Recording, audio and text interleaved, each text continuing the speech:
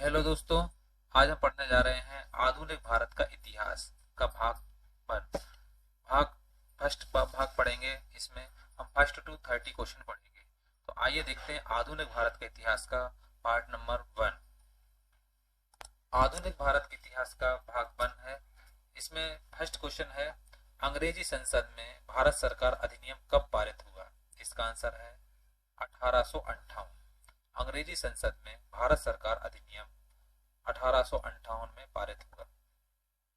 Next question है, भारतीय राष्ट्रीय कांग्रेस का 1896 का अधिवेशन निम्नलिखित में से किसके लिए विख्यात है? इसका आंसर है पहली बार राष्ट्रीय गीत गाया गया था।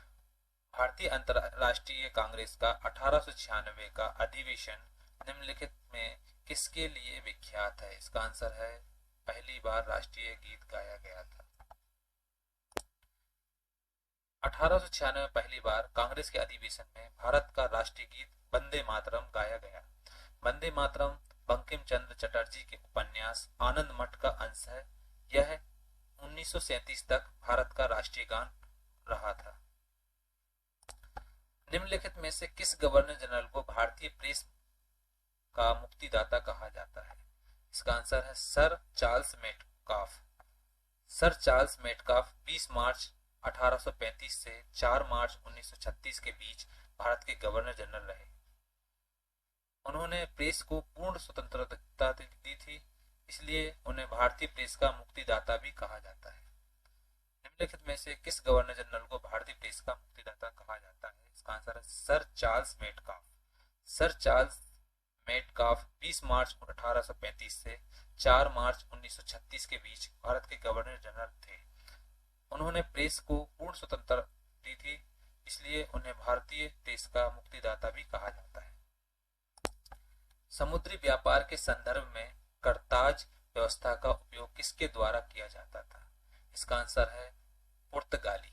समुद्री व्यापार के संदर्भ में करताज व्यवस्था का उपयोग किसके द्वारा किया जाता था? इसका आंसर है पुर्तगालियों। करताज व्यवस्था का संबंध पुर्तगालियों द्वारा समुद्री व्यापार के लिए जारी किए गए व्यापार लाइसेंस से है। 20वीं शताब्दी में अंग्रेजों ने भी नेवी शर्ट नामक व्यवस्था शुरू की थी। सुरेंद्रनाथ बनर्जी के बारे में निम्नलिखित में से कौन सा कथन सही नहीं है? इसमें 4 कथन दिए हुए हैं।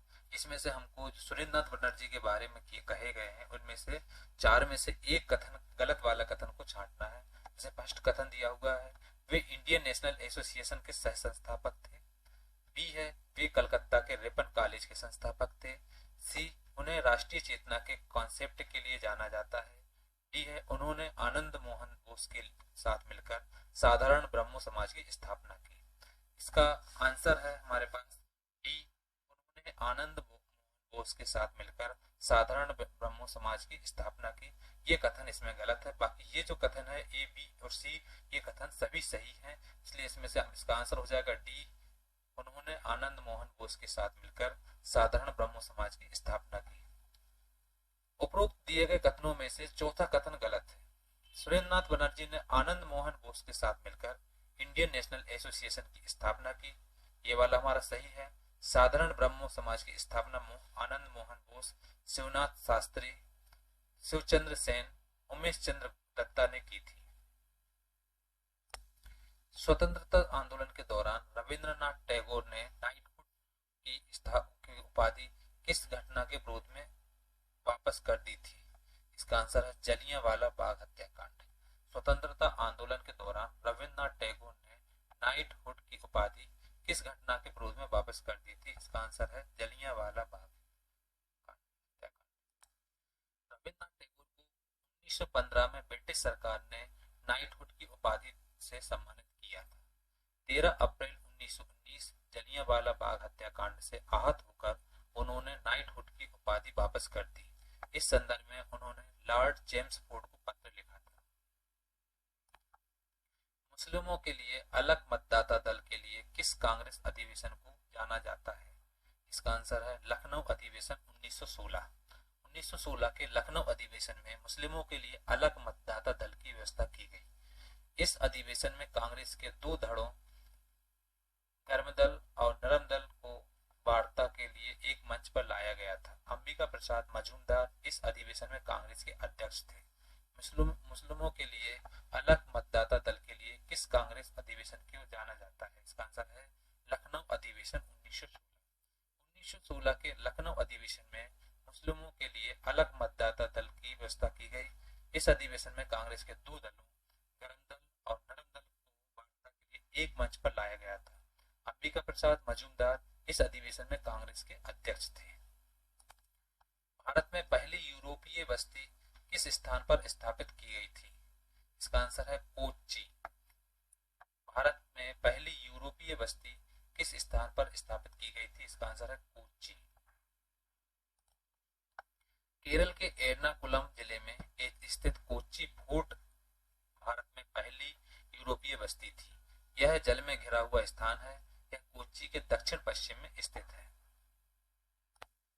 निम्नलिखित में से किस राज्य ने अंग्रेजों को मुक्त व्यापार के लिए सुनहरा फरमान जारी किया? ये चार राज्य दिए हुए, इन राज्यों में से छांटना जो अंग्रेजों को मुक्त व्यापार के लिए सुनहरा फरमान जारी किया था। इसका आंसर है गोलकुंडा। 1632 में अंग्रेजों को गोलकुंडा का साथ मुक्त व्यापार करने का सुनहरा फरमान प्राप्त हुआ। इसके लिए शुल्क 500 पैगोडा प्रतिवर्ष था। सलबाई की संधि किस युद्ध से संबंधित है? इसका आंसर है प्रथम आंग्ल मराठा युद्ध। प्रथम आंग्ल मराठा युद्ध के बाद 17 मई 1782 को सलबाई की संधि पर हस्ताक्षर किए गए थे। इस संधि पर मराठा साम्राज्य के प्रतिनिधियों और ब्रिटिश ईस्ट इंडिया कंपनी के प्रतिनिधियों द्वारा हस्ताक्षर किए गए थे। इस संधि के दौरान अंग्रेजों ने सलसेत और ब्रोच पर अपना नियंत्रण कायम रखा था। बक्सर की लड़ाई ईस्ट इंडिया कंपनी द्वारा किसके साथ लड़ी गई? इसका आंसर है मीर कासिम। बक्सर की लड़ाई 22 अक्टूबर 1764 को ब्रिटिश ईस्ट इंडिया कंपनी और मीर कासिम बंगाल के नवाब, अवध के नवाब और मुगल सम्राट शाह आलम द्वितीय की संयुक्त सेनाओं के बीच लड़ी गई थी। इस लड़ाई में अंग्रेजों का नेतृत्व हेक्टर मुनरो ने किया था। बक्सर की लड़ाई 22 अक्टूबर 1764 को ब्रिटिश ईस्ट इंडिया कंपनी और मीर कासिम बंगाल के नवाब, अवध के नवाब और मुगल सम्राट शाह आलम द्वितीय की संयुक्त सेनाओं के बीच लड़ी गई थी। इस लड़ाई में अंग्रेजों का नेतृत्व हेक्टर मुनरो ने किया था। निम्नलिखित में से भारतीय शिक्षा का मैग्ना कार्टा किसे कहा जाता है? इसका आंसर है Wood's dispatch. Sir Charles Wood British East India Company के नियंत्रण बोर्ड के अध्यक्ष थे। उन्होंने 1854 में लॉर्ड डलहौजी को एक प्रेषण भेजा था। उन्होंने सुझाव दिया था कि प्राथमिक विद्यालयों में मातृभाषा में पढ़ाई होनी चाहिए और उच्च विद्यालयों में अंग्रेजी शिक्षा भी होनी चाहिए। इसके वुड्स डिस्पैच कहा जाता है। Sir Charles Wood British East India Company के नियंत्रण बोर्ड के अध्यक्ष थे। उन्होंने 1854 में लॉर्ड डलहौजी को एक प्रेषण भेजा था। उन्होंने सुझाव दिया था कि प्राथमिक विद्यालयों में मातृभाषा में पढ़ाई होनी चाहिए और उच्च विद्यालयों में अंग्रेजी भाषा भी होना चाहिए। इसके वुड्स डिस्पैच कहा जाता है। वर्नाकुलम प्रेस अधिनियम और शस्त्र अधिनियम किस वायसराय के द्वारा पारित किया गया था? Lord Lytton. लॉर्ड लिट्टन 1876 से 1880 के दौरान भारत के वायसराय थे। 1876 से 1878 के अकाल को सही ढंग से न संभाल पाने के लिए उनकी कड़ी आलोचना की गई थी। उन्होंने वर्नाकुलर प्रेस अधिनियम व शस्त्र अधिनियम 1878 को पारित किया था। लॉर्ड लिट्टन 1876 से 1880 के दौरान भारत के वायसराय थे। 1876 से 1878 के अकाल को सही ढंग से न संभाल पाने के लिए उनकी कड़ी आलोचना की गई थी। उन्होंने वर्नाकुलर प्रेस अधिनियम व शस्त्र अधिनियम 1878 को पारित किया था। निम्नलिखित में से किस वायसराय की हत्या उनके कार्यकाल के दौरान की गई? इसमें 4 वायसराय के नाम लिखे हुए हैं। इसमें से हमको ये छांटना है कि कौन से वायसराय की हत्या कार्यकाल के दौरान की गई। इसका आंसर है Lord Mayo. Lord viceroy Bharat के एकमात्र ऐसे वायसराय थे जिनकी हत्या उनके कार्यकाल के दौरान हुई थी। 1872 में अंडमान द्वीपीय के पोर्ट ब्लेयर में एक निरीक्षण यात्रा के दौरान पठान ने उनकी हत्या कर दी थी। लॉर्ड वायसराय भारत के एकमात्र ऐसे वायसराय थे जिनकी हत्या उनके कार्यकाल के दौरान हुई थी।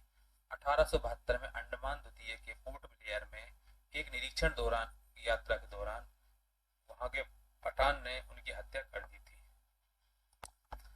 लॉर्ड रिपन ने हंटर आयोग का गठन किस लिए किया था? इसका आंसर है भारत में शिक्षा सुधार के लिए।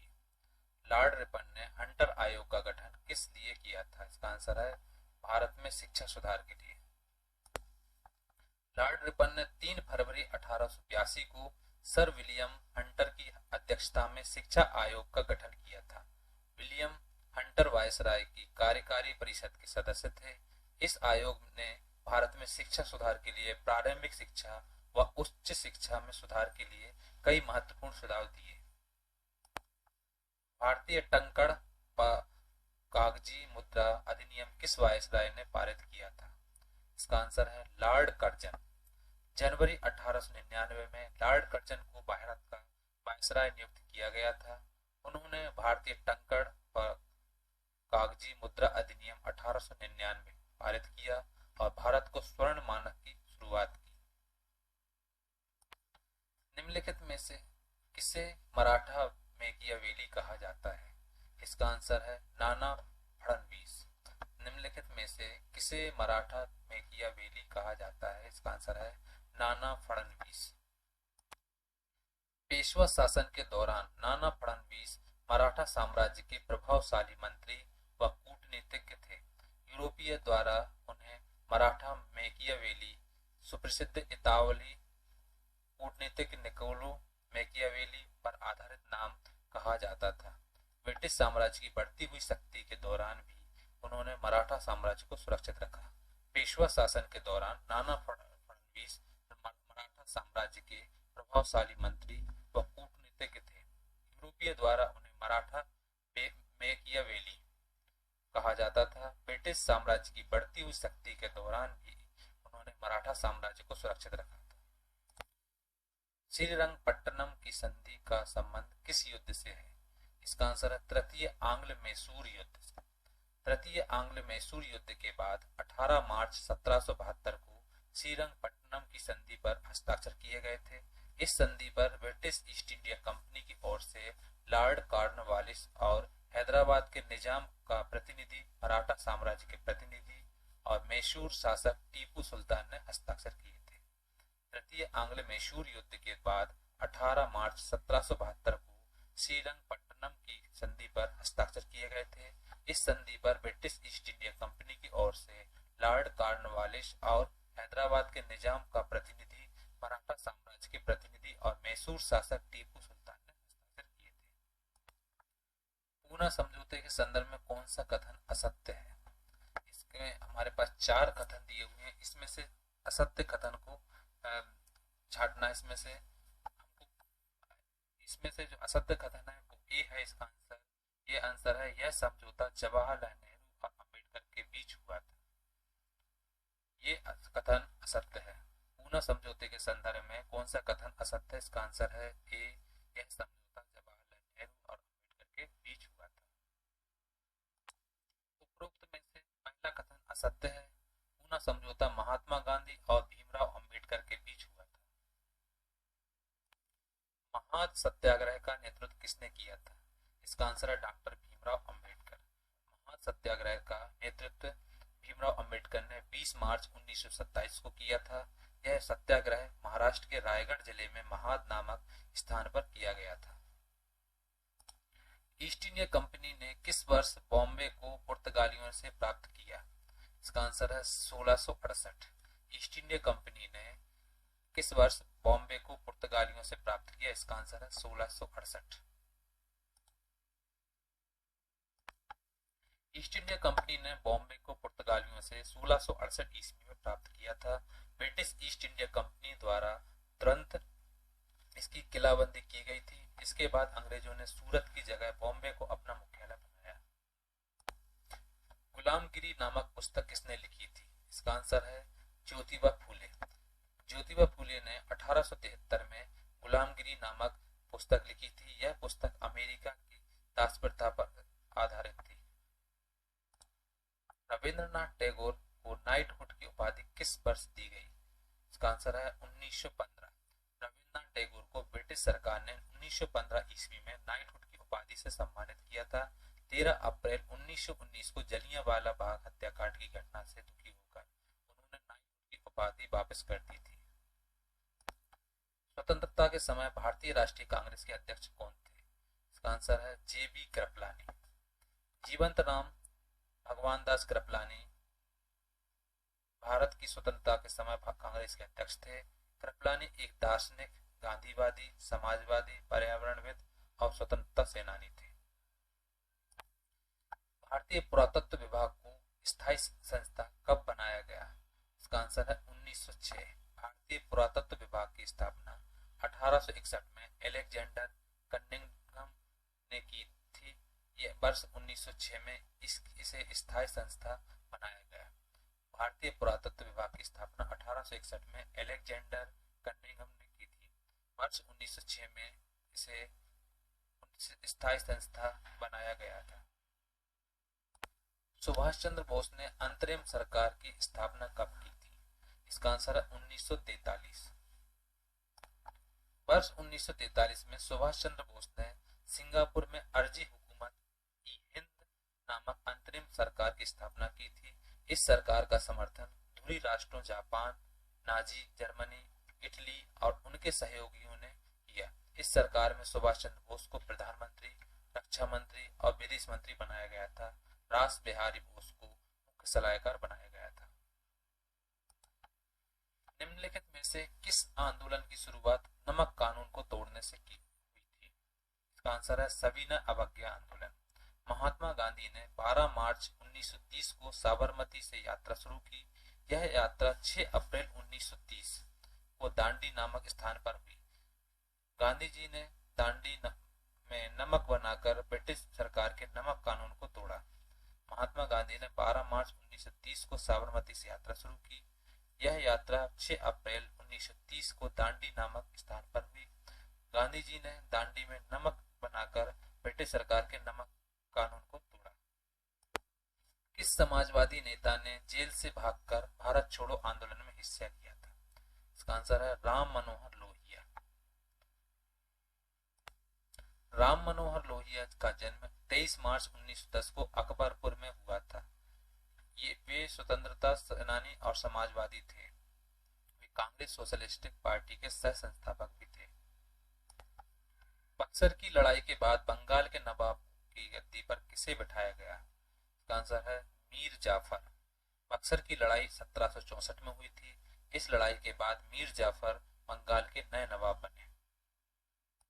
पार्ट फर्स्ट का ये लास्ट क्वेश्चन है। स्वदेश बंधव की स्थापना किसने की थी? इसका आंसर है अश्विनी कुमार दत्ता। स्वदेश बंधव समिति की स्थापना अश्विनी कुमार दत्ता ने की थी। इस संगठन का उद्देश्य स्वदेश उत्पादों के इस्तेमाल में वृद्धि करना और विदेशी व्यापार उत्पादों का बहिष्कार करना था। इस तरीके से हमारा आधुनिक भारत का इतिहास का पार्ट फर्स्ट कंप्लीट होता है। बाकी पार्ट सेकंड हम नेक्स्ट क्लास में पढ़ेंगे।